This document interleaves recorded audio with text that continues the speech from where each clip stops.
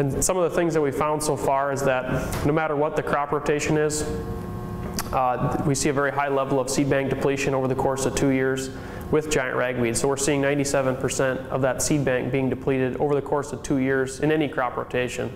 But that's under the assumption that you're maintaining a zero weed threshold, so not allowing any of those giant ragweed plants to go to seed and put seed back into that system.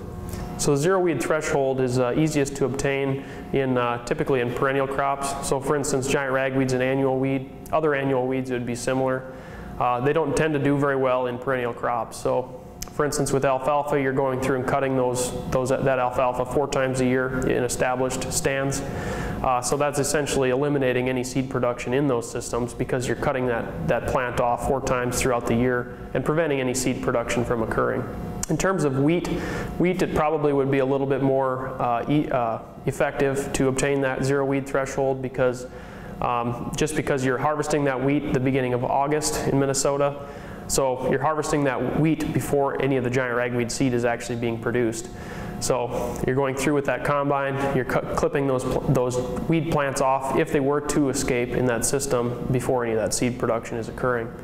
And also in the wheat, you're able to use alternative sites of action. So you're able to use more growth regulators, which tend to do a better job controlling giant ragweed as well. So if you see giant ragweed in your field, say you have a wheat escape in that field, but you have, say, wheat planted in that system.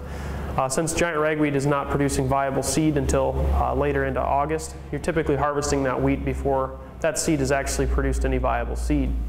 So in terms of the long run, if you're able to harvest those crops or prevent any of that seed from going back into the soil seed bank, you're going to see a significant reduction in that population over the course of a very short period of time. So what we found is that over the course of 2 years, as long as you prevent any weed seeds from entering back into that soil, you're going to see 97% of that seed bank being depleted in just 2 years.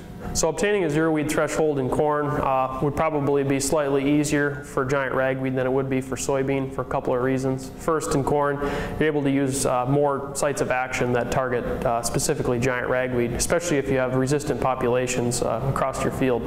So for instance, you can use more growth regulators in your corn than you would be in soybean, which those growth regulators tend to do a very good job of controlling giant ragweed, even if it does have resistance to ALS or glyphosate herbicide chemistries.